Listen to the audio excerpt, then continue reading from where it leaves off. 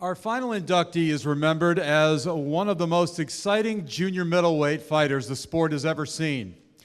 He stood out among the best of his era.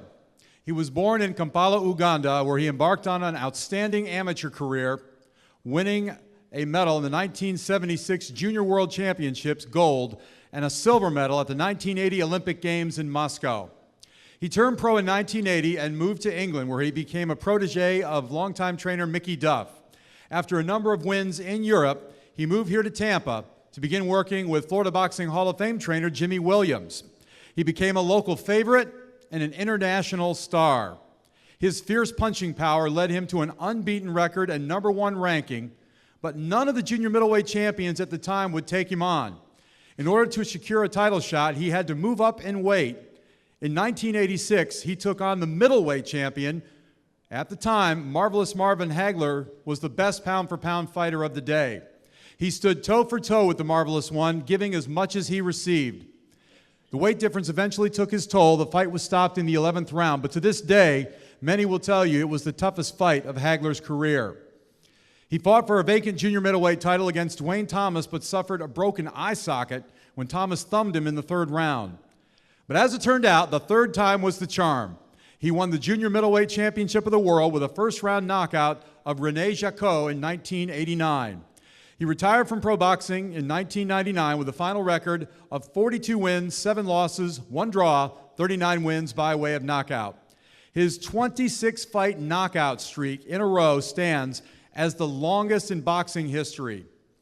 I can remember watching him spar before a fight down in Fort Myers, Florida, years ago. He was knocking sparring partners out left and right, and Jimmy told him, "Hey man, you got to go easy on these sparring partners." In typical John Mugabi fashion, he looked at his trainer and said, "I was going easy on them." It is my true honor to welcome to the Florida Boxing Hall of Fame class of 2011, the former junior middleweight champion of the world, the one and only John the Beast Mugabi.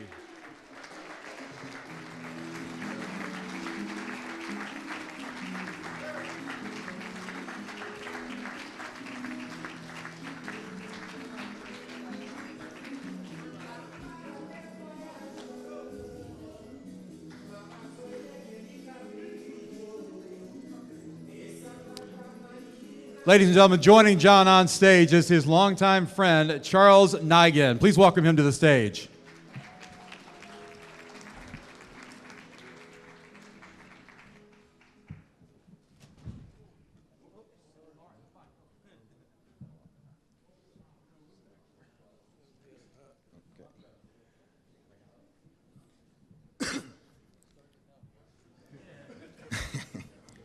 I'm a bit...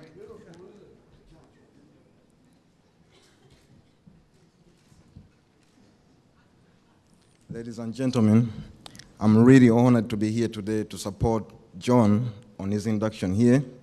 First and foremost, I want to thank the Florida Boxing Hall of Fame for really giving him this opportunity to be inducted right here. I've known John for a long time, before he really turned into the professional boxer. I've known him in Kampala, where we come from, when he used to go in the gym to train to be able to qualify to go to the Olympics. Back then, I was working in the gym just collecting stuff and looking towards to see what the boxers are doing. But I'm really, really honored today to see John, the legend, inducted in the Hall of Fame. I know today the people that are not here today, they are the people in Uganda that won't be able, some people might be able to see this, but they are people that John is making proud right now. Because we remember as young kids, when John came home as a champion, all the people used to line up on the streets waiting for the John to arrive at the airport. And as of today, John stands to be a legend in Uganda up to now.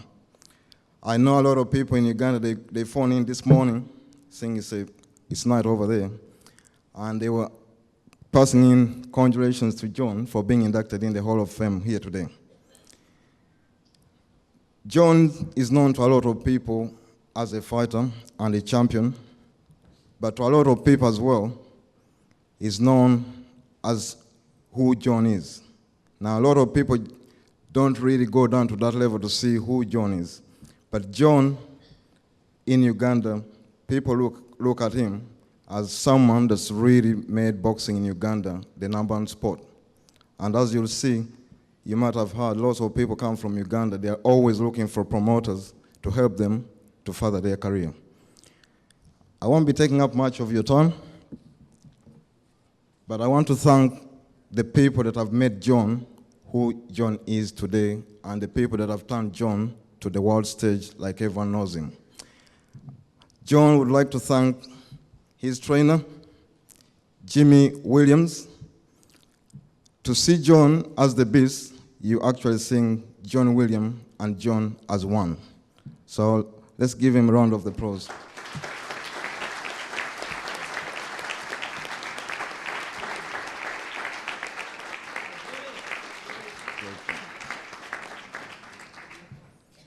A lot of people in Uganda, they used to ask me, or ask John, who really trains John? It was my honor to come here and meet Jimmy Williams because I've heard and I've seen the photos. And I must say, what I saw looked different from what I found, because I used to have the photo that is he was a bit young by then, I guess. Yeah. I would like also to extend, on behalf of John, thanks to Seamus Bradley, who is the CEO and the president of the World Trading College, for taking on John and looking to take him to the next level. The way Seamus felt about this, he would have been here today with us, but unfortunately, he had just left Florida last week, and as he landed back in Australia, we were already waiting for him about the same occasion. So he told me, I have to take a flight in a question of the day, so we had to look out for first to come here and support John. I'd like to say to the people of the World Trading College, I thank them because when I introduced John to the college and I told them John's story, they didn't have any question to ask. Without question, they want to try to make sure they help John to come back as the beast, the champion, with his dignity that he's always had. John has touched a lot of people's hearts around the world. And many of you, as you know, he's been a champion for a lot of people to look up to. And here today, seeing him getting inducted in the Hall of Fame goes without question. He deserved it, and is well deserved for that one. Congratulations, John. Thank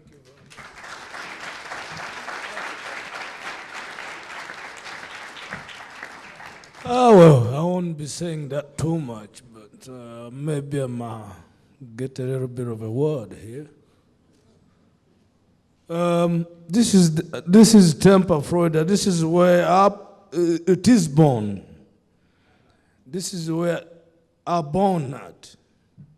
I started boxing in here, in Tampa, Florida. And with Jimmy Williams, because I went there to his gym, then I said, oh, here, this is where I'm going to become a champion of the world. And then I didn't even lie, because lying, for what for? You have to do the real things. Don't lie. So we start training at a gym at, which is this Faralesi gym. And that gym was very good because we training boxing, you know, techniques with Jimmy Williams. And few fighters, you know, there comes, you know, to the gym. They try to knock you out. Then I said, oh, I do the same because no, because you know I don't take it them because you come that way, I'll be no excuse at all because someone tried to cut your hair off, and then I said, well, we have to be like that, and I want to cut your hair too because it's so serious because boxing never been too easy on this world here. You know, let me tell the old fighters here. if we have fighters here, boxing is very hard game. You can maybe even die in the ring, maybe no one cares because you choose to be a fighter. No one took you there. But for John Mugabi, somebody took me there, it's God. Took me to the fight. And I was very serious about it because I told my mother, I'm going to the gym. He said, for what? I'm going for boxing. They said, they will kill you. I said, not me. This is where I will get my food. This is where I will go even more far away, you know. Then I did. Boxing never been easy. Boxing is born. You can't just go in the gym and think you'll be a champion of the world. It's not easy. To be a champion of the world, you got to have something on you. Or maybe God, or you're born with it. Or you never born with nothing. But I had something. I had the punch. I'm telling you because I used to play that. Like I'm dancing and I'm like I'm in the club because boxing is dancing. You got to throw those things out. Bombs. If you want to win, if you want to win in the boxing things, let me tell you something. You go by knockout. You don't want to go by decision, otherwise you lose. You're not a winner. And you already lost, you know, because you think, maybe I was jabbing too fast, then I, putting some hooks inside or whatever. No, you lost. The time you come for decision, they choose someone they like. Same thing they did on me in the Olympics when I was fighting this Andama from Cuba. You know? I knocked him out. And, he went down. Then after that, then they said, he won the fight. Yeah, so Jesus, I won. You can see then I say, let him win because it's too many fights is coming. It's maybe millions of fights you can fight. Then I moved in Tampa, Florida. Then I said, here, this is the place because it looked to me like Uganda. It's sunny, it's nice and warm. I feel good. And I like, cool. This is the place. I think I'm not going nowhere. I'll stay here. So this is a nice, good place here. But I'm not going to speak that too much. I'm going to make you even laugh too much. I think I don't want to talk too much. But thank you very much for the Tampa, Florida, to give me this opportunity to come back here. Thank you very much. Thank you. Beast. Beast.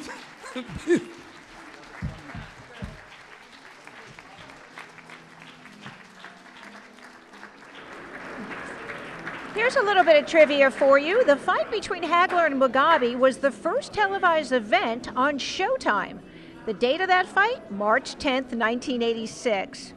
Mugabi also won the silver medal in the 1980 Olympics in Moscow. Congratulations to the Beast.